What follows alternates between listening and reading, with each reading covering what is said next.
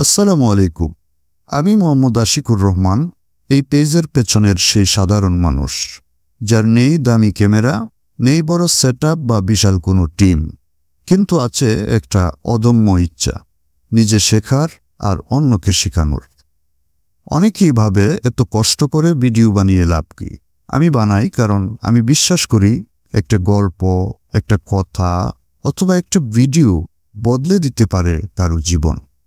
আমি চেষ্টা করি আমার প্রতিটি কন্টেন্ট হোক বাস্তব, শিক্ষামূলক আর আমার নিজের তৈরি। না, আমি কপি করি না, ভাইরালের পিছনে ছুটি না। আমি শুধু চাই আপনাদের সাথে সত্যিকারের কিছু শেয়ার করতে। আর হ্যাঁ, যদি ভালো লাগে পাশে থাকুন, ফলো দিয়ে উৎসাহিত করুন।